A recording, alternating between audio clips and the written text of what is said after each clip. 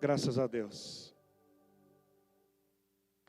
Muito bom, irmãos, nós estamos juntos, avançando.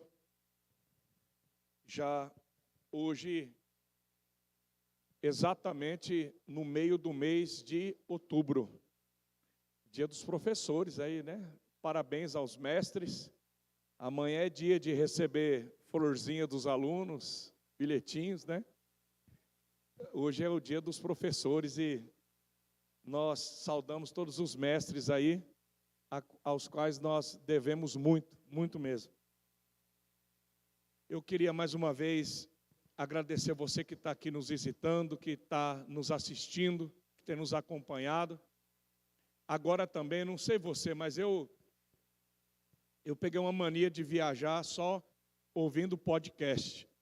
Se você ainda não baixou esse aplicativo no teu celular, ou se você não tem Spotify, eu queria aconselhar você a ter, porque você tem muitos recursos para viajar e vai usar bem pouquinho da tua internet.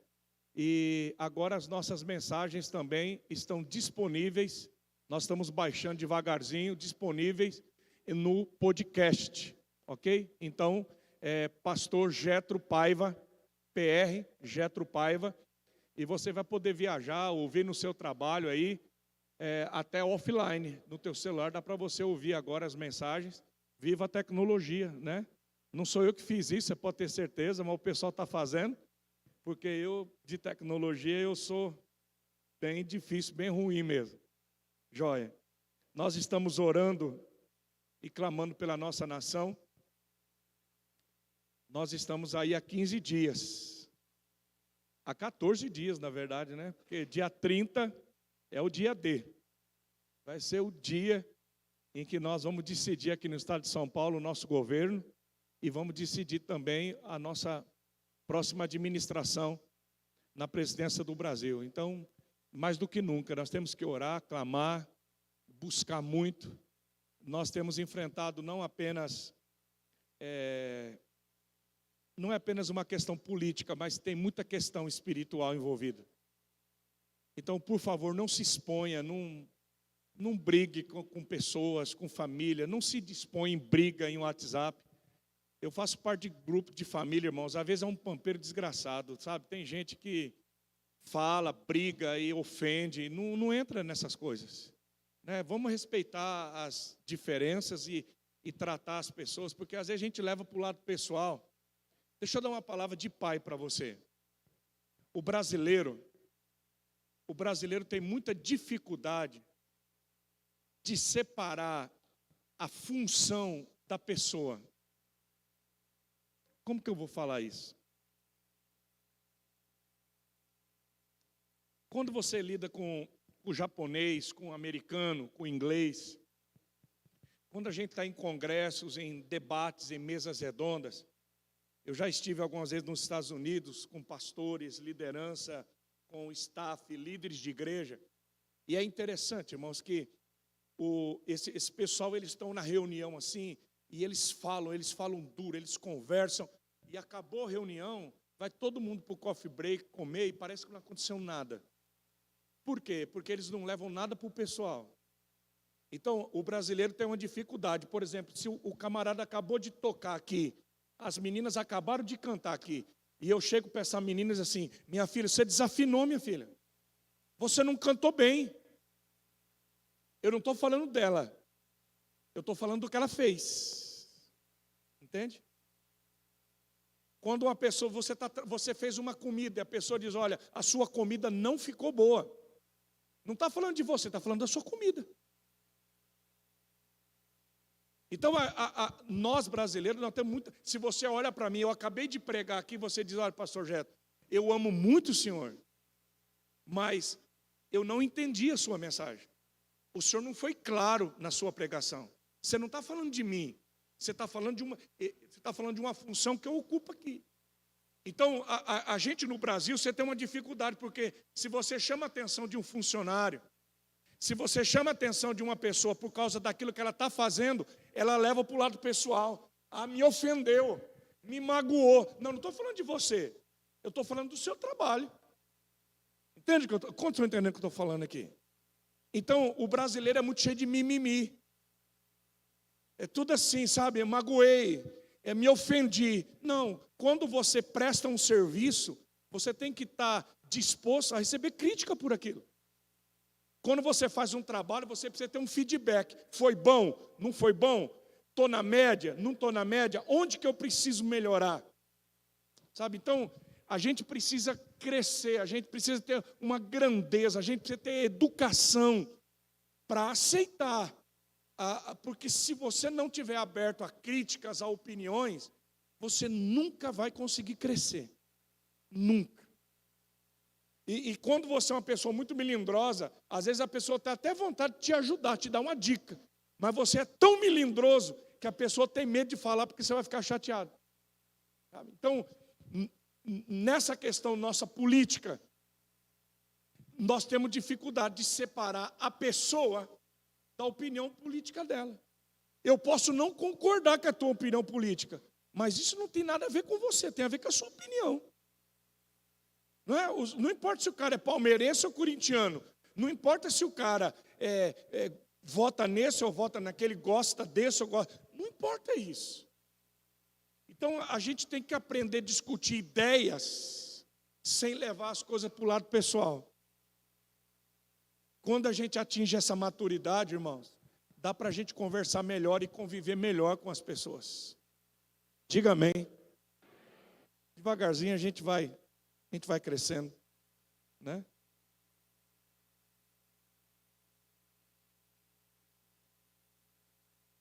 Hoje eu quero avançar com você.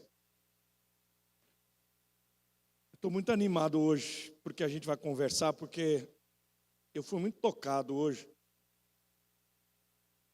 Nós começamos semana passada, você que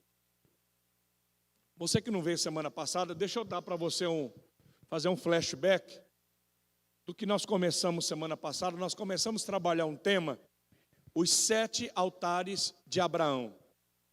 Abraão, durante a sua vida, ele construiu 7 altares. E sábado passado nós conseguimos trabalhar 4. Domingo de manhã conseguimos trabalhar só 3. Vou ter que apertar amanhã para terminar. Mas nós trabalhamos 4 altares aqui.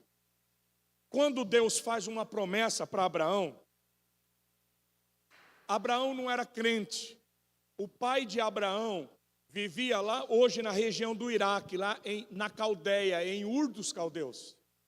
Ele adorava deuses pagãos e construía altares. Você sabe, em todas as religiões pagãs, quando você vê os maias, os astecas, os vikings, você assiste aqueles filmes, você vai ver eles construindo altares, sacrificando animais e até sacrifícios humanos para cultuar a sua divindade, o seu Deus. O altar era um lugar de adoração, um lugar onde a pessoa tentava adorar, cultuar, sacrificar, se aproximar do seu Deus, da sua divindade.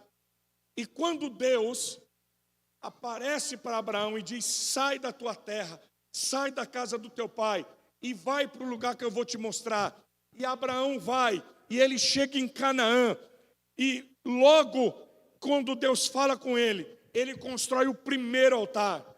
Depois ele constrói um segundo altar, e ele invoca o nome do Senhor.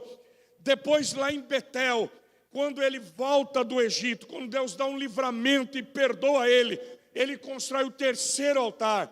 O quarto altar ele constrói quando ele se aparta de Ló, e Deus aparece e reafirma a aliança. Quando ele abre mão de Ló, quando ele tira o véu, quando ele abre mão de algo que ele ama, em obediência para seguir o propósito, ele constrói o quarto altar. E hoje nós vamos ver o quinto, o sexto e o sétimo. Então vamos para o quinto, que eu chamo de o altar da aliança. Gênesis capítulo 15, versículo 5 e diante. Esse altar é maravilhoso. Talvez você já leu esse texto e você não entendeu direito. Hoje nós vamos entender. Nós vamos versículo a versículo e vamos entender tudo que está acontecendo aqui. E você vai ver que é maravilhoso. Vamos lá? Primeiro livro da Bíblia, livro do Gênesis 15, versículo 5. Levando-o para fora da tenda, disse-lhe: ó Abraão, olhe para o céu e conte as estrelas, se é que você pode contá-las. E prosseguiu: assim será a sua descendência. De verdade aqui, já teve algum, assim, bem apaixonado que decidiu um dia tentar contar estrela? Alguém já contou estrela aqui? Não tem nenhum doido, né? Ainda tem uns. A minha mãe dizia que quem contava estrela nascia verruga. Alguém já ouviu essa? Já ouviram? Você vê, tem folclore para tudo, né? Minha mãe dizia: não fica contando estrela não, que vai nascer verruga. Não sei de onde que minha mãe tirava essas coisas, mas ela falava: ô Abraão, tenta contar estrelas, se é que você pode contar. É assim que vai ser a sua descendência. Abraão creu no Senhor. Ele acreditou, e isso lhe foi creditado como justiça. Disse-lhe ainda: ô Abraão, eu sou o Senhor, o Yahvé, que o tirei de Ur dos Caldeus para dar-lhe essa terra como herança. Perguntou-lhe Abraão: ó soberano Senhor, como posso saber que tomarei posse dela? Como é que o Senhor vai me provar? Como é que eu posso ter certeza, Deus, que o Senhor vai me dar essa terra? Respondeu-lhe o Senhor: vamos resolver isso. Traga-me uma vaca, uma novilha, uma cabra e um carneiro, todos com 3 anos de vida. E também uma rolinha e um pombinho. Abraão trouxe esses animais, cortou-os ao meio e colocou cada metade em frente à outra. As aves, porém, ele não cortou. Nisso, aves de rapina começaram a descer sobre os cadáveres, mas Abraão as enxotava. Ao pôr do sol, Abraão foi tomado por um sono profundo.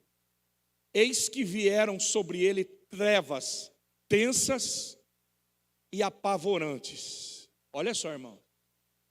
Quando o sol começou a se pôr, 6 horas da tarde, às 6 da tarde, é a hora da Ave Maria, né? Quem já morou em cidade pequena, o alto-falante da cidade tocava às 6 horas da tarde, você sabia, o sol estava se pondo, a viração do dia, veio sobre Abraão trevas densas, apavorantes e um sono profundo. Então o Senhor lhe disse: saiba que os seus descendentes serão estrangeiros numa terra que não lhes pertencerá, onde também serão escravizados e oprimidos por 400 anos. Mas eu castigarei a nação a quem servirão como escravos, e depois de tudo sairão com muitos bens. Versículo 17. Depois que o sol se pôs e veio a escuridão, eis que um fogareiro esfumaçante, com uma tocha acesa, passou por entre os pedaços dos animais. Naquele dia, o Senhor fez a seguinte aliança com Abraão: aos seus descendentes dei essa terra, desde do ribeiro do Egito até o grande rio, o Eufrates, a terra dos queneus, dos quenezeus, dos cadmoneus, dos hititas, dos ferezeus, dos refaíns, dos amorreus, dos cananeus, dos gigarzeus e dos jebuseus. Diga aleluia. Vamos entender isso aqui? Então vamos. Às vezes a gente lê esses textos e é tão distante da nossa realidade. Nós estamos falando de algo, pelo menos, 4.000 anos atrás. 4.000 anos. Então, É muito difícil nós mensurarmos uma cultura. O que Abraão sabia, conhecia, como é que esse povo vivia. Nós estamos falando de um tempo que não tinha Bíblia escrita, que não tinha igreja, que não tinha profeta.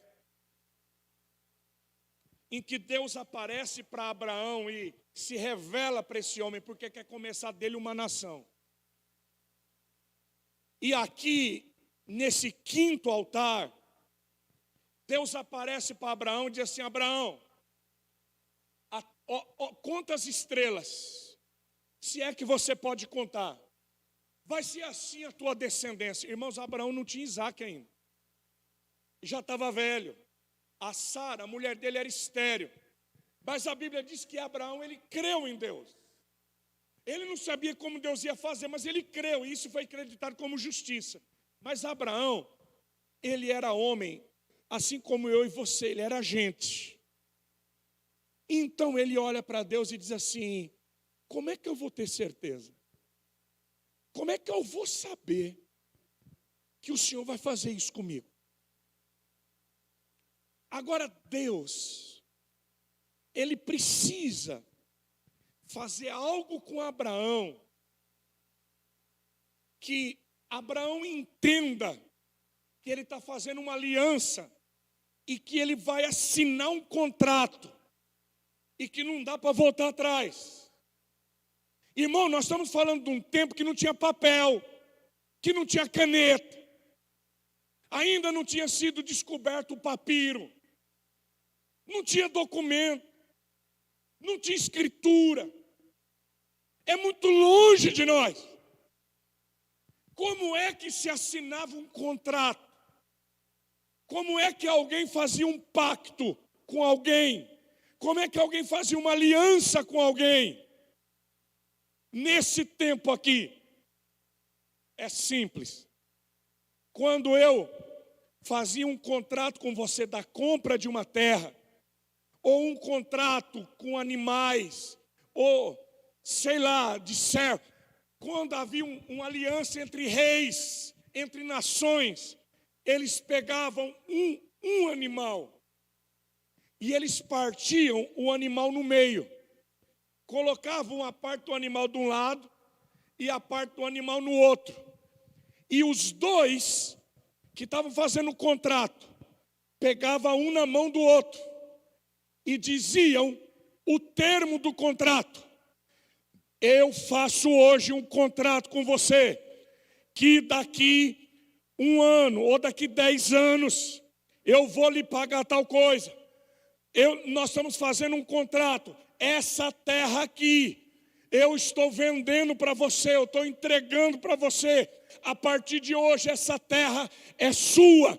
E eles passavam no meio, os dois de mãos dadas, as duas partes contratantes passavam entre os dois animais ensanguentados, dilacerados, partidos. Por que eles passavam no meio? Porque eles estavam dizendo: se eu não cumprir a minha parte no contrato, se eu não cumprir a minha parte do acordo, eu entrego a minha vida, eu vou ser cortado no meio, assim como esse animal foi despedaçado. Que a minha carne seja despedaçada, que eu morra como esse animal, que eu seja partido como esse animal, se eu não cumprir o acordo que eu estou fazendo. Era assim que era feita as alianças, os contratos. Deus disse para Abraão: Abraão, você quer saber se eu vou cumprir a nossa aliança? Se eu vou cumprir nosso acordo? Então pega, não pega um só não, pega 3 animais. Uma novilha de 3 anos, que na verdade é uma vaca, uma cabra e um carneiro, tudo de 3 anos. Pega também um pombo e uma rolinha. E parta esses animais. Por que Abraão vai e faz exatamente o que Deus disse? Porque Abraão, irmãos, ele era um homem rico. Ele estava acostumado a fazer contratos. Ele estava acostumado a fazer alianças, a comprar animais, a comprar gado, a comprar ovelha, a fazer acordos, a comprar terra. Ele sabia. Então, quando Deus diz para ele, pega os animais e parte, Abraão entende, Deus vai fazer uma aliança comigo. Nós vamos fazer um contrato. Ele não vai no escritório e manda digitar. Ele diz, prepara os animais. Nós vamos fazer um contrato. Aí Abraão vai. Eu não sei quanto tempo Abraão gasta para buscar uma vaca, uma cabra, uma ovelha, um carneiro, uma pomba. Eu não sei, irmãos, mas para pegar uma vaca, pegar cortar, isso não é rápido. Você tem que pegar um animal, laçar um animal, tem que pegar. Abraão foi em busca disso, eu não sei quanto tempo demorou. Mas Abraão vai. E quando ele volta, e ele corta esses animais, coloca, a Bíblia diz que o sol já estava se pondo. E vieram densas trevas. E esse texto é tão forte, porque, veja bem, Abraão, ele foi tomado, diz assim, ele foi tomado por densas trevas e apavorantes. E as aves de rapina começaram a descer para tentar comer, para tentar devorar os animais da aliança. Eu não sei se você consegue ver essa cena comigo, mas você imagina. Abraão vem e ele abre primeiro a vaca, a novilha, um lado do outro. Ele abre a cabra. Depois ele abre, o que mais? Um carneiro. Abre um carneiro. Depois, e a pergunta é, cadê Deus? Quando é que Deus vai chegar para a gente fazer esse contrato? E quando ele está ali, a parte dele está pronta, falta outra parte chegar. E aí vem aves, vem trevas, algo apavorante. O que é isso, pastor? Todas as vezes que você construir um altar para Deus, todas as vezes que você decidir fazer uma aliança com Deus, o mundo das trevas vai se mover. Sabe, algum tempo atrás eu estava com um pastor. Eles iam começar a construir a igreja, um grande templo. E eles tinham bastante dinheiro guardado, tinham milhões guardados, que dava para fazer pelo menos 70% do projeto. E ele disse para mim, Jetro, em 1 ano eu quero construir esse projeto. Em 1 ano eu quero fazer esse templo. Se Deus quiser, Jetro, o ano que vem você vai vir e nós vamos inaugurar isso aqui. Na mesma hora, o Espírito Santo de Deus me disse bem assim, Jetro, fala para ele que uma igreja não se constrói com tijolos. Quando você vai construir um templo, você está trazendo para o visível algo que é invisível. Você vai, irmãos, a construção de uma igreja, a construção de uma família, um casamento, uma criança, um filho. Quando Deus entrega um projeto para você e você começa a construir aquilo, você está trazendo do espiritual para o natural, do invisível para o visível. Quando as pessoas olharem e virem aquilo, aquilo vai glorificar o nome de Deus. Vocês entendem isso? E às vezes nós somos tão inocentes, às vezes nós somos tão simplistas, que a gente acha que a gente vai construir um altar, que a gente vai construir uma família, que a gente vai construir, que nós vamos fazer uma aliança com Deus, e que o diabo vai ficar sentado olhando, dizendo assim, deixa ele, vai lá, deixa. O mundo espiritual não é assim, irmãos. E você sabe que não é assim. Decide agora aqui, coloca no teu coração, pensa, eu estou dando um exemplo. Decida agora aqui, fala bem assim, amanhã eu vou começar, amanhã eu vou fazer 3 dias de jejum. você vai ter a noite mais terrível da sua vida. Porque tudo que o diabo puder fazer para levantar essa noite, para você não começar amanhã, ele vai fazer. Quando você decide, não, eu vou dar uma oferta, não, eu vou começar a acordar todo dia, 5 horas da manhã, todo dia, eu vou acordar, eu vou orar, eu vou buscar Deus. Não. Quando tem um encontro com Deus, um retiro, tudo que você vai construir para Deus, vai haver uma oposição no mundo espiritual. Não se constrói altares sem guerra.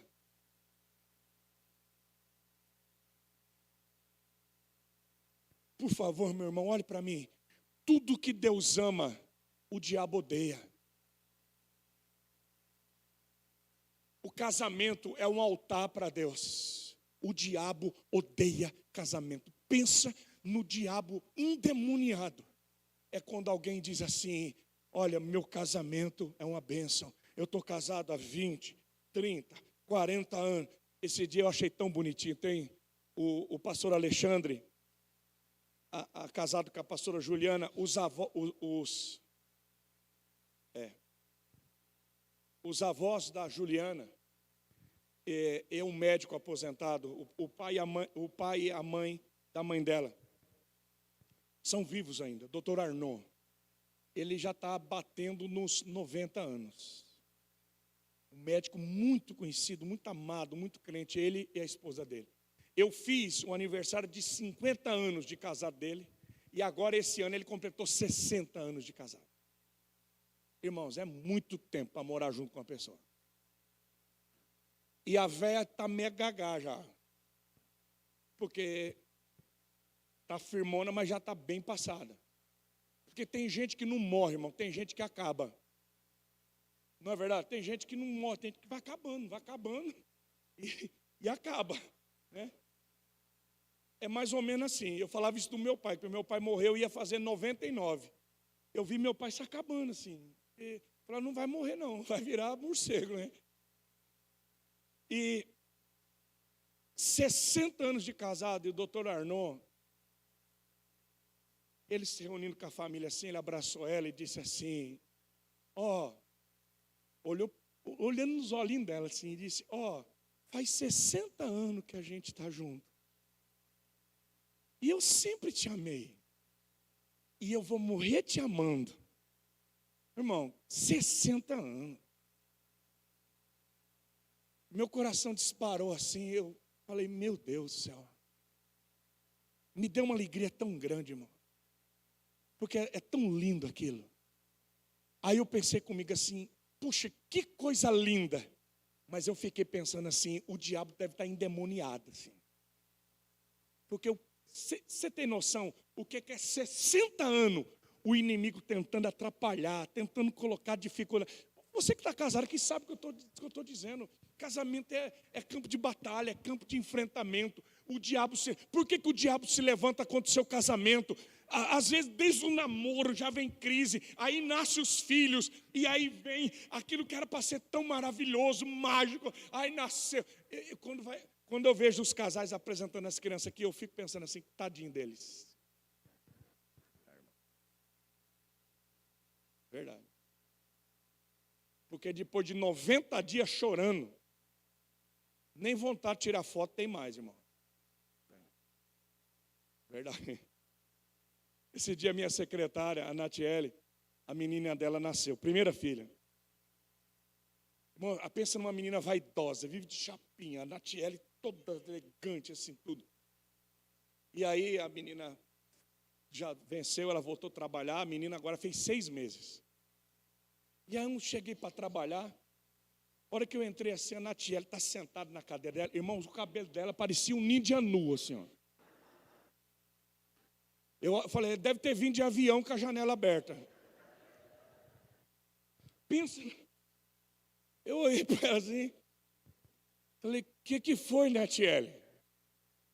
Ela começou a chorar. Pastor, eu não aguento mais. Já falei para o Dudu. Essa menina vai me matar, pastor.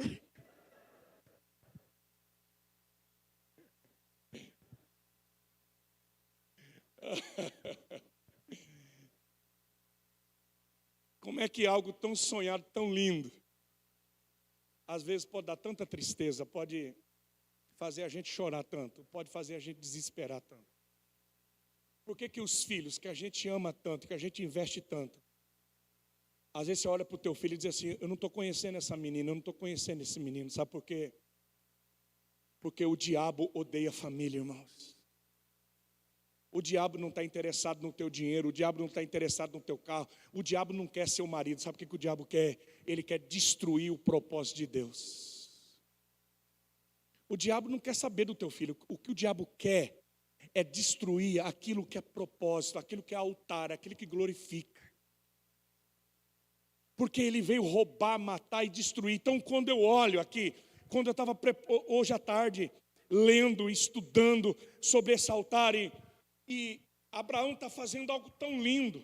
Ele obedeceu a Deus. Abraão, prepara, nós vamos fazer uma aliança, Abraão. Prepara a vaca, prepara a cabra, prepara o carneiro. Abraão, prepara, nós vamos fazer uma aliança. Abraão, eu vou te dar essa terra. É maravilhoso, Deus falou, ele obedeceu. Mas de repente, vem as trevas, vem as aves de rapina. E agora Abraão está lá, tocando aquelas aves, para que aquelas aves não venham comer aquilo que era altar, aquilo que era um contrato. Quantas vezes Deus entregou algo, Deus te mandou fazer algo, mas os demônios vêm, as aves de rapina vêm e tentam destruir, devorar aquilo que é uma aliança de Deus com você. E a Bíblia diz que quando o sol se pôs, de repente, apareceu, irmãos, uma tocha de fogo. É lindo isso aqui. Foi um fogareiro. Passou como que é isso? Nem sei falar. Porque eu fiquei o tempo todo pensando assim, como é que a gente faria um filme? Né? Porque fala assim que era um braseiro, saía fumaça e uma tocha de fogo, e Abraão olha aquilo, e Abraão está esperando que Deus dê a mão para ele, e Deus começa a falar, Abraão, essa é a aliança que eu faço com você, eu vou te dar essa terra, a tua descendência vai ser poderosa, eu vou te dar a terra dos cananeus, dos filisteus, toda essa terra eu vou dar para a tua descendência. Abraão está esperando a hora que Deus vai pegar, e eles vão passar juntos, eles vão assinar o contrato, mas Deus não pega na mão de Abraão. Abraão está caído, e ele começa a ver, e Deus começa a falar os termos da aliança, e o fogo, o braseiro, vai passando, e Deus passa sozinho pelas metades. E a pergunta é, por que Deus passou sozinho? Por que Deus não pegou na mão de Abraão, ou não chamou Abraão dizendo, você vai passar comigo, você vai assinar o contrato também? Por que só Deus assina? Por que Abraão não assina? É uma boa pergunta, né? Então eu vou responder para você. Evangelho de João, capítulo 8, versículo 56.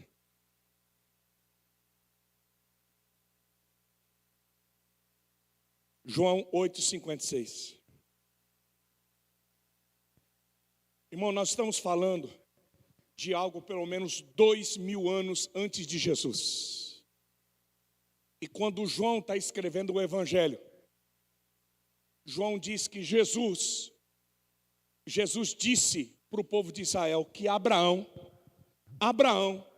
o pai de vocês, ele regozijou-se, ou seja, alegrou-se, porque veria o meu dia. Ele viu, volta lá, 56. Ele viu, escuta bem, Abraão viu e alegrou-se. Vamos entender isso aqui. Abraão, pai de vocês, regozijou-se porque veria o meu dia. Diga, o dia. Você vai ler na Bíblia, principalmente nos profetas, o grande e temível dia do Senhor. Aí vem o grande e temível dia do Senhor. Quando chegar o grande dia do Senhor, o que é o grande dia do Senhor? É o dia de Jesus. O dia em que Jesus, lá naquela cruz, venceu a morte, o inferno, venceu o pecado. Quando ele ressuscita, quando ele vence, esse é o dia da sua vitória. E depois, o dia do Senhor também é a volta do Senhor Jesus. O grande e temível dia do Senhor. Então, Abraão, 2000 anos antes de Jesus nascer, ele viu Jesus e ele se alegrou. 57. Disseram-lhe os judeus: você ainda não tem 50 anos e viu Abraão? Tá bom. Agora, vamos entender isso aqui. Por que Abraão não passa no meio dos animais? Por que Abraão não faz a aliança junto com Deus? Por que Deus passa sozinho? Porque Deus olha para Abraão e sabe que Abraão não tem condições de cumprir a aliança. Deus sabe, irmãos, que os filhos de Abraão, que a descendência de Abraão, vai quebrar a aliança.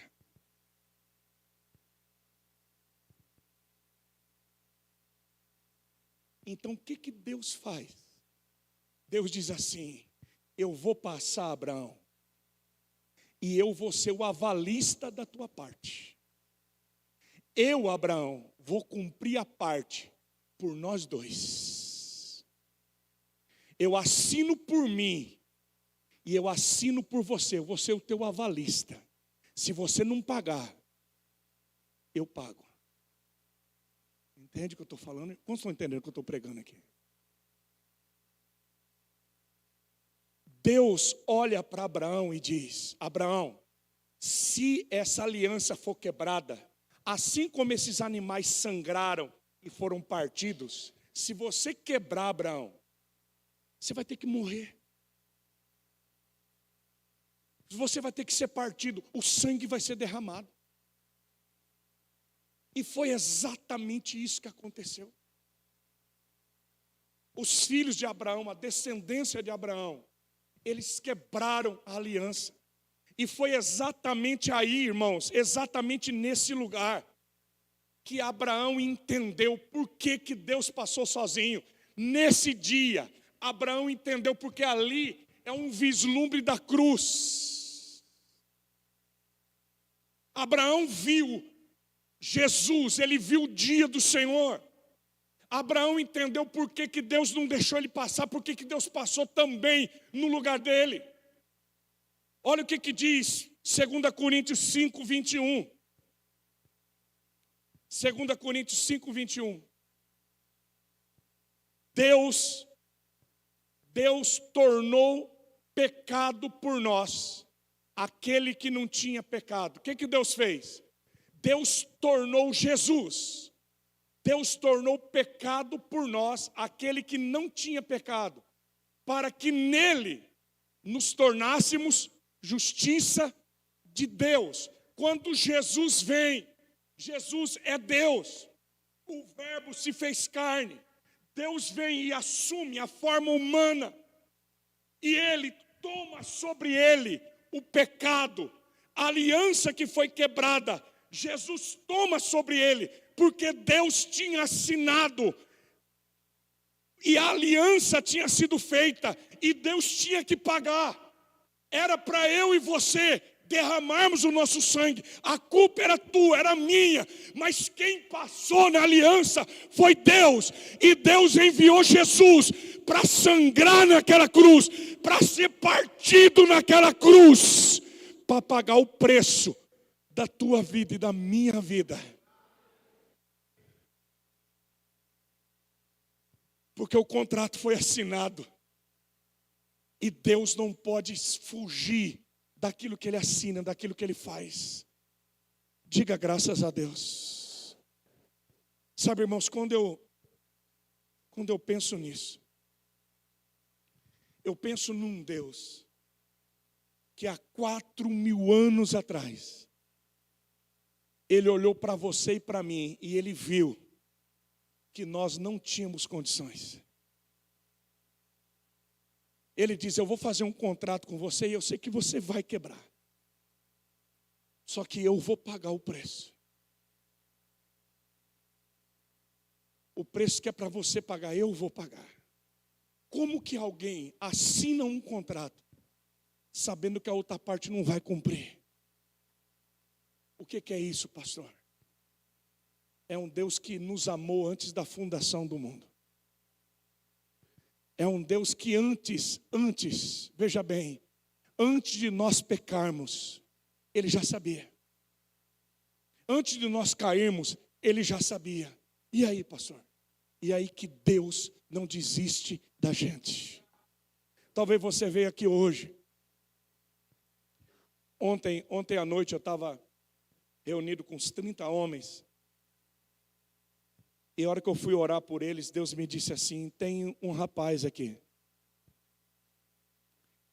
que ele fez uma aliança comigo e disse que nunca mais ia fazer. E ele quebrou a aliança, ele pecou. Ele voltou onde não deveria voltar, ele fez o que não deveria fazer. E o diabo está apontando o dedo para ele, dizendo: não adianta, você não consegue. O que você está fazendo aqui? Ele está com vontade de ir embora. Olha que amor é esse, irmãos. Deus me disse: fala para ele que ele quebrou a aliança comigo, mas eu quero recomeçar com ele. Eu tenho perdão para ele. Fala para ele voltar para casa hoje. Eu falei, meu Deus, o que é isso? E quando eu comecei a falar, o camarada veio, me abraçou e a gente chorou. Então eu quero falar para você hoje. Talvez você está aqui e o diabo fica apontando o dedo para você, te acusando. Porque você fracassou, porque você não cumpriu. Porque você não conseguiu fazer o que você disse que faria. Sabe, eu sei que tem gente aqui que tem lutado, tem se esforçado. Por favor, eu não estou abrindo uma tangente para você viver uma vida errada. Eu não estou aqui dizendo que você pode fazer o que você quer, não é isso. O que eu estou dizendo é que Deus, ainda que nós sejamos infiéis, o Deus da aliança, Ele continua sendo fiel. Esse Deus não desiste. Ele não desiste de você, Ele não desiste de mim. O Deus de Abraão, de Isaac e de Jacó é um Deus que Ele não vai pagar. Ele já pagou o preço por nós. Diga aleluia. Vamos terminar? Demorei demais nisso aqui, né? Vamos rapidão nos últimos dois. O sexto altar, Gênesis 21, 27. Gênesis capítulo 21, versículo 27, é o sexto altar. Esse é um altar diferente. Então Abraão trouxe ovelhas e bois, deu-os a Abimeleque. Guarda esse nome, Abimeleque. E os bois e os dois firmaram um acordo. Abraão separou 7 ovelhas do rebanho, pelo que Abimeleque lhe perguntou: que significam essas 7 ovelhas que você separou, que você destacou das demais? Ele respondeu: o Abimeleque, aceita essas 7 ovelhas de minhas mãos como testemunho de que eu cavei esse poço. Por isso aquele lugar foi chamado Berseba, porque ali os dois fizeram um juramento. Firmado esse acordo em Berseba, Abimeleque e Ficol, comandante de suas tropas, voltaram para a terra dos filisteus. Abraão, por sua vez, plantou uma tamargueira, uma árvore, em Berseba, ali naquela fonte. E ali invocou o nome do Senhor, o Deus eterno, e morou Abraão na terra dos filisteus por longo tempo. Diga amém. Esse altar é um altar muito diferente. Abimeleque era o rei dos filisteus e Abraão estava vivendo naquela terra dos cananeus, dos heteus. Ele estava na terra de Canaã, mas ele era estrangeiro. E Abraão, irmãos, ele era muito rico. só o exército dele tinha os 318, famoso, né? Então, o cara que, você imagina, um homem que tem um exército pessoal de 318 guerreiros. Então, nós estamos falando que Abraão vivia, ele era o homem mais rico daquele tempo. E o rei Abimeleque, rei dos filisteus, ele permitiu que Abraão vivesse ali naquela terra. Mas ele viu que Abraão prosperava, crescia, tinha muito poder. Ele foi até Abraão e disse: eu quero que você jure para mim que você nunca vai se revoltar contra nós, que se eu morrer você não vai se revoltar contra os meus filhos, que você vai viver em paz aqui. E Abraão disse: eu juro, e deu presentes a Abimeleque. Depois, Abraão separou sete ovelhas, e Abimeleque ficou: por que você separou essas 7? Ele disse: essas 7 é o seguinte, os filisteus, o povo da tua terra aqui, eles tomaram um poço aqui que eu cavei, esse poço aqui. E está tendo briga, eles querem tomar um poço que eu cavei, uma fonte que eu achei. Talvez, para a nossa cultura, irmãos, isso parece uma coisa tão besta, que você fala assim: se esse poço aqui tomaram, eu vou cavar outro poço ali. Nós estamos falando no deserto, em que água você não vai beber petróleo, nem areia, nem ouro. No deserto, você só bebe água. Então, água no deserto vale mais do que tudo, vale muito. Para você ter rebanho, para você comer, para você viver. E Abraão, ele tinha conseguido achar aquela fonte, e aquela fonte era a base dele. E o pessoal estava brigando. Abraão diz: eu quero que você jure e que você diga diante das testemunhas: essa fonte é minha, foi eu que cavei, foi eu que fiz, ela é minha. E Abimeleque disse: eu juro. E foi embora. O que Abraão faz?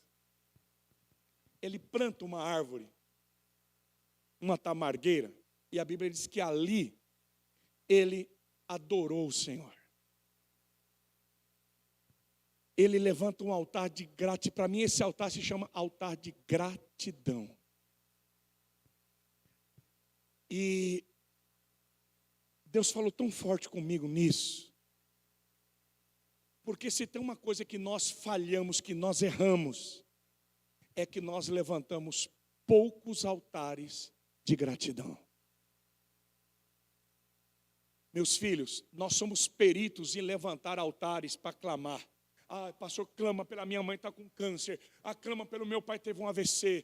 Clama pela minha família. Clama pelo meu filho. Clama pelo meu casamento. Clama pelo meu trabalho. A gente está o tempo todo levantando altares. Eu preciso. Agora fala para mim, qual foi o último altar de gratidão que você levantou? Altar de gratidão.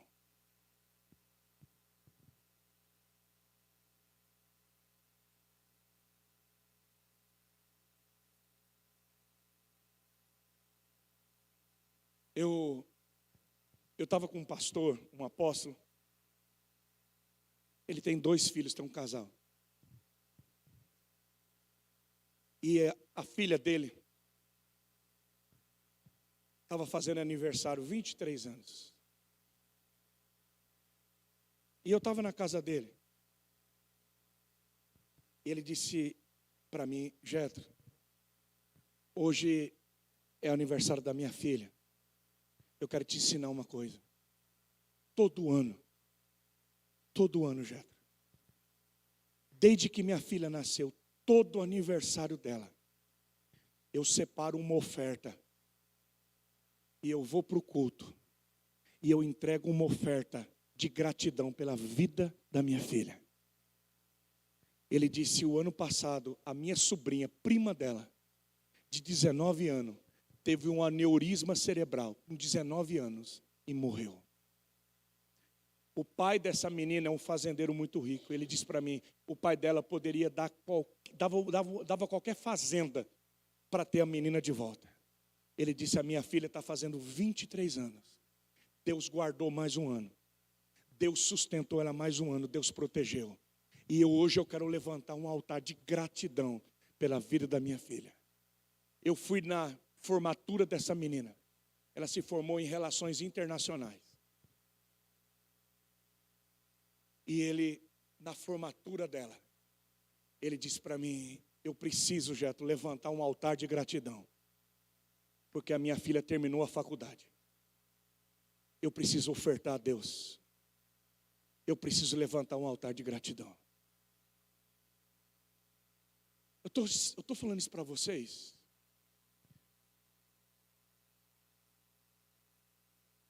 Porque a gente olha para Abraão, ele levanta um altar, porque ele conseguiu um poço. Ele conseguiu fonte. Aquilo era algo importante para ele, para a família dele. Ele já tinha dado ovelha para o cara, já tinha dado vaca para o cara. Mas ele diz: eu preciso levantar um altar para Deus. Ele planta algo e diz: ali naquela fonte, ele adora Deus, ele agradece, ele constrói um altar. A minha pergunta para você é: qual foi o último altar de gratidão que você levantou para Deus? Eu não estou falando de você acordar de manhã e dizer: obrigado, Senhor, por esse dia. Isso a gente faz. Quando a gente fala de construir um altar, é de você dedicar um tempo, é de você não existe altar se não houver um sacrifício. Altar fala de entrega, fala de sacrifício. Irmãos, eu não estou falando só de dinheiro, eu estou falando de tempo, eu estou falando de investimento, eu estou falando de coração. Às vezes a gente se preocupa em fazer uma festa. Festas de 1 ano, festa de 2 anos, festa de aniversário, festa de 15 anos. E a gente esquece de falar para a filha da gente, para o filho da gente: o que você vai dar para Deus como gratidão pelos seus 15 anos? Que altar nós vamos levantar a Deus pelo aniversário do nosso casamento? Porque nós terminamos essa etapa da nossa vida. Nós precisamos levantar altares de gratidão, irmãos. Eu termino agora. Último altar. Desculpa, eu vou passar um pouquinho do horário. 5 minutos só. Último altar. Gênesis 22, 9 a 12. Esse foi o último altar que Abraão levantou. Gênesis 22, de 9 a 12. Quando chegaram ao lugar que Deus lhe havia indicado, Abraão construiu um altar e sobre ele arrumou a lenha, amarrou seu filho, Isaque, e o colocou sobre o altar, em cima da lenha. Então estendeu a mão e pegou a faca para sacrificar seu filho. Mas o anjo do Senhor o chamou do céu: Abraão, Abraão! Eis-me aqui, respondeu ele. Não toque no rapaz, disse o anjo. Não lhe faça nada. Agora sei que você teme a Deus, porque não me negou seu filho, o seu único filho. Diga amém. Agora, o construtor de altar está velho. Abraão passou a vida construindo altares. O filho da promessa, o seu filho Isaque, já é um rapaz. Mas sempre é tempo de construir altares. Às vezes na nossa vida a gente acha assim: olha, já aconteceu tanta coisa, já fiz tanta coisa, já vivi tanta coisa. Mas quando a gente menos espera, Deus nos chama para construir mais um altar. E sempre que Deus te chamar para construir um altar, tem que haver uma entrega. Não tem altar sem sacrifício. Abraão estava acostumado a sacrificar ovelhas, cabras, animais. Mas Abraão nunca pensou que Deus fosse pedir o seu filho, o seu único filho. Abraão poderia olhar para Deus e dizer assim: mas o Senhor não é como os deuses pagãos. O Senhor nunca pediria sacrifício humano. Mas a Bíblia diz, irmãos, que Abraão, projeta para mim Hebreus 11, 17 e 18. A Bíblia diz que Abraão creu tanto em Deus, que quando Deus disse: Abraão, vá para o Moriá, eu vou te mostrar o lugar, e você vai me sacrificar o seu filho, o seu único filho. E a Bíblia diz que Abraão obedeceu, não perguntou nada, não questionou nada. Por quê? Pela fé, Abraão, quando Deus o pôs à prova, ofereceu Isaque como sacrifício. Aquele que havia recebido as promessas estava a ponto de sacrificar o seu único filho. Por quê? Embora Deus lhe tivesse dito, por meio de Isaque a sua descendência será considerada. Abraão levou em conta que Deus pode ressuscitar os mortos e figuradamente recebeu Isaque de volta dentre os mortos. Olha aqui para mim, sabe como é que era o holocausto, o sacrifício? O menino, o animal era queimado inteiro na lenha sobre o altar. Abraão cria tanto em Deus, que ele cria que Deus era capaz de ressuscitar Isaque das cinzas. É demais isso aqui, irmãos. Ele não questiona. Ele perde o controle. Diga comigo, perde o controle. Diga, perde o controle. Pastor, por que o senhor está falando isso? Porque quem controla, provê. Você concorda comigo? Quem controla, provê. A minha mãe dizia assim, enquanto você estiver debaixo desse teto aqui. Já ouviram isso ou não? Ah, irmãos, eu dei trabalho para minha mãe. Mas a véia era ruim. Gordinha, invocada. Baixinha, invocada. Diz que as baixinhas o sangue sobe mais rápido. Eu não sei se é verdade. E eu me lembro uma vez, eu queria fazer uma tatuagem. Eu tinha 15 anos. Eu já fui besta já. Vocês estão me vendo com essa cara aqui de pastor, mas já fui. Já dei trabalho já. Todo mundo está fazendo. E eu, aquela moleque, né? Os caras estavam usando brinco, tudo daquela época, do menudo, dominó, aquelas coisas, né? Os mais velhos que sabem. Eu tinha uma raiva daqueles caras. Pensei comigo, vou fazer uma tatuagem. Agora, olha a minha ideia. Eu tenho até vergonha de falar para vocês. Então, eu não vou falar, não. Irmãos, eu era fã do Raul Seixas. Verdade. Eu era doente pelo Raul, irmãos. Tocava as músicas do Raul, chorava, bebia e tocava, né? Eu perdi o meu medo da chuva. Eu pensei comigo, vou fazer uma tatuagem do Raulzão, sim. Está vendo como é que mãe livra a gente, irmãos? Você já imagina eu hoje, pastor, ainda bem que camisa tampa. Mas já imaginou eu, pastor Jeto, hoje, com o Raul Seixas aqui? Por que tatuagem é uma desgraça? Porque não dá para tirar, irmãos. Às vezes eu falo, principalmente para os jovens, eu falo, cara, sabe qual é o problema? Que quando você tem 15, 18, 20 anos, quando você chegar nos 40, você vai dizer, se eu pudesse voltar atrás. E esse dia que eu atendi um casal, olha só, Tolentino, se não é coisa de polícia um negócio desse. A moça se converteu na igreja, se batizou. Um camarada se apaixonou, moça bonita, se apaixonou. E aí, ela chegou e disse, pastor, eu quero casar, Deus mudou minha vida, mas tem um problema, pastor. Eu tatuei atrás assim o nome do outro.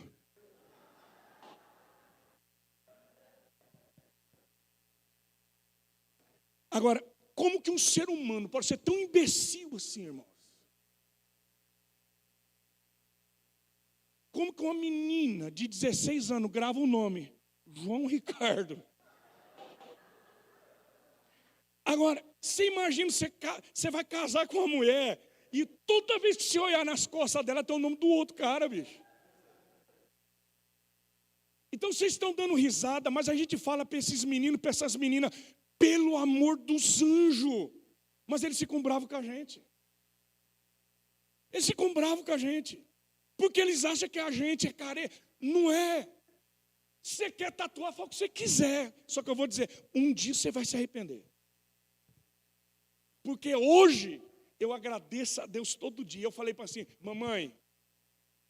Falei com jeito, né? Ô mãe, estou pensando em fazer uma tatuagem.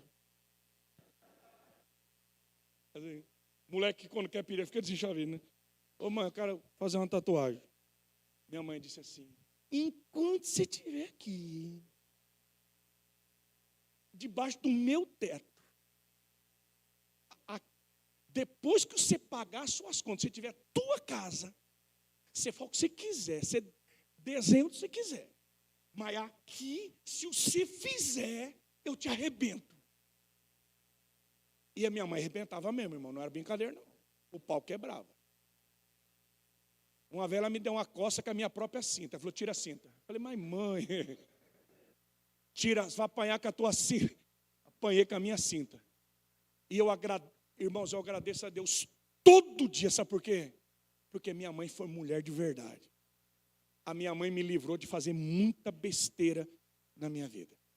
Diga comigo: quem controla, provê.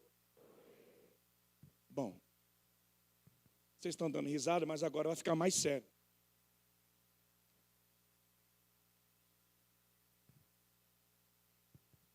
Por que nós temos tanta dificuldade de deixar Deus controlar as coisas para nós? Quando Deus controla, Deus provê. Quando você controla, é você que provê. Deus disse a Abraão: me dá seu filho. Abraão, eu quero que você construa o último altar. Sabe o que Abraão faz? Bom, quem está no controle é ele.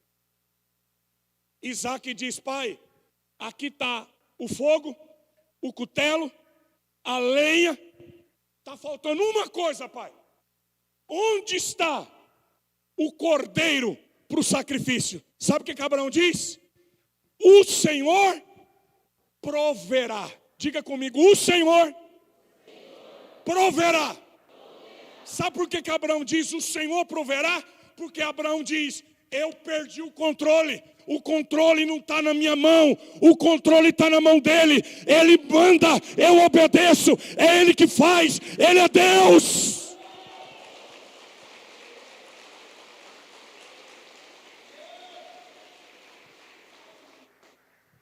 Quando você entrega o controle para Deus, ele vai prover o que você precisa. Quando Abraão constrói o último altar, e ele entrega o seu filho, o que ele mais ama, quando ele levanta a faca, Deus brada do céu: Abraão, Abraão, não faça isso. Porque eu sei, Abraão, o teu último altar é o altar da entrega, é o altar da adoração. É a primeira vez que aparece a palavra adoração na Bíblia. Abraão diz: eu vou subir e eu vou adorar a Deus com o menino. Depois a gente volta. Para Abraão, o altar da adoração é quando você entrega algo que você ama demais. Adoração não tem a ver com música, irmãos.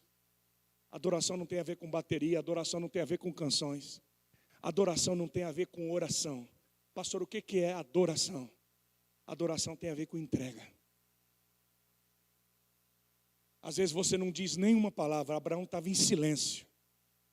Mas Abraão prestou uma adoração a Deus através da obediência e da entrega. Vamos ficar em pé, por favor.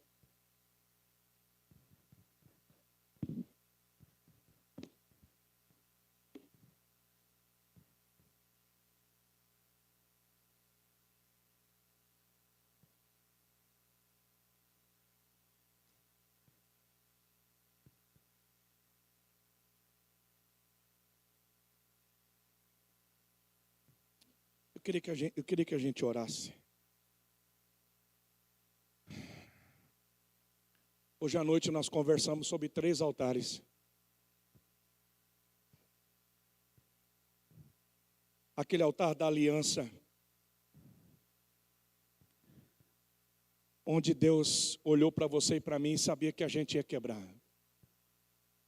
É tão difícil para nós isso. É tão difícil nós olharmos para um Deus que é tão amoroso.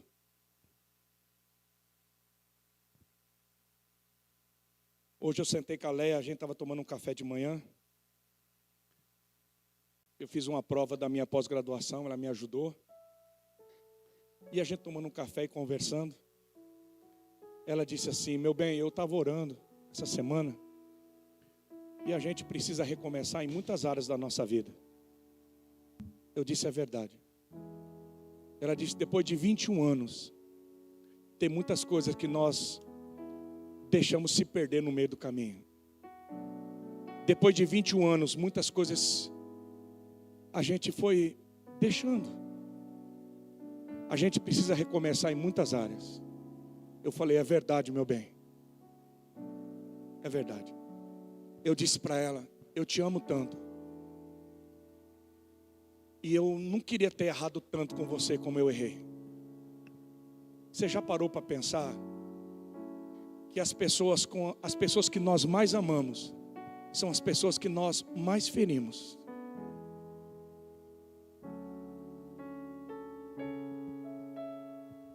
É um paradoxo isso, é muito contraditório. Os filhos da gente, a gente ama demais. Mas se tem um trem que faz a gente chorar e se preocupar, perder o sono, são os filhos da gente. Eu sei que você casou e o teu coração é de amar sua esposa, de amar seu marido. Mas a gente acaba ferindo as pessoas que a gente ama. Irmãos, Deus é a mesma coisa. Sabe quantas vezes eu olhei para Deus e disse assim: Deus, eu nunca mais vou fazer isso, eu nunca mais quero agir assim.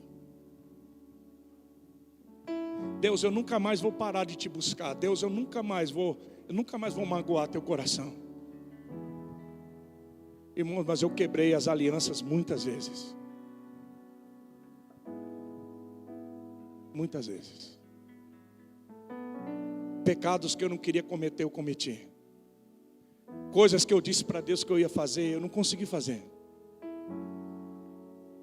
Talvez você é um pouco melhor do que eu. Deus abençoe que seja. Mas eu sei que eu estou olhando para homens e mulheres aqui que são como eu, carne e osso. A gente falha demais. E eu não estou aqui pregando um evangelho para você de um Deus que vai te pesar a mão, que vai te massacrar, não. Eu estou aqui para dizer para você que o Deus de Abraão é o teu Deus e o meu Deus. Abraão foi chamado amigo de Deus. Ele construiu altares. Altares de gratidão, altares de entrega, altares de adoração. Quando a gente acha que já fez muita coisa, Deus diz: eu quero que você construa mais um altar. Eu queria que você orasse. Qual o altar que falta você construir na sua vida? O que o Espírito Santo de Deus tem te pedido nesses últimos dias? Como é que está o altar de adoração na sua vida, na sua casa? Quantos altares de gratidão? Oh, irmãos, nós estamos num mundo que está em guerra. Guerra na Ucrânia, famílias destruídas. Nós estamos num tempo de tanta dificuldade, tanta contingência. E às vezes olha para a tua despensa, olha para a tua geladeira. Alguns vão sair daqui hoje, vão comer pizza. Alguns vão sair daqui hoje, vão comer um lanche. Você volta para a tua casa, tem tanta coisa na tua geladeira. Às vezes a gente joga coisa fora, irmãos. E a gente tem dificuldade de dizer: Deus, eu quero junto com a minha família, eu quero dizer obrigado. Quantas vezes você tem pedido, clamado para Deus uma casa, porque o teu filho estude, e você está morando na casa que você sonhou. Você precisa construir um altar. Fale com Deus. Pai,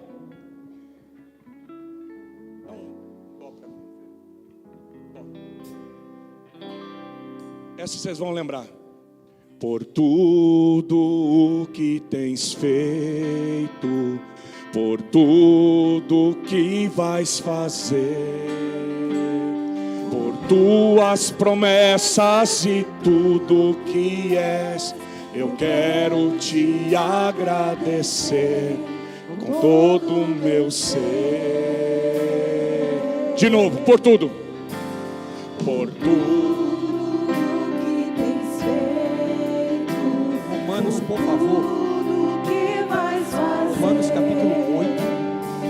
Tuas promessas e tudo que és, Romanos capítulo 8. quero te agradecer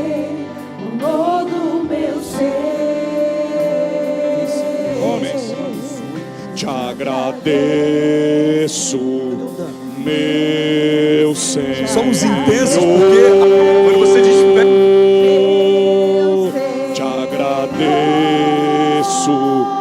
meu Senhor.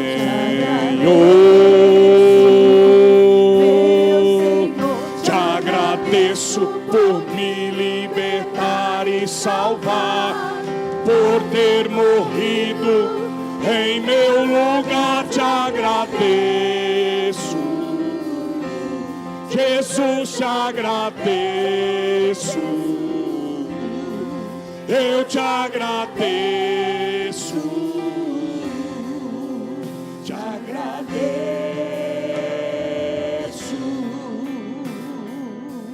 te agradeço por me libertar e salvar, por ter morrido em meu lugar. Te agradeço, Jesus, te agradeço. Eu te agradeço, te agradeço.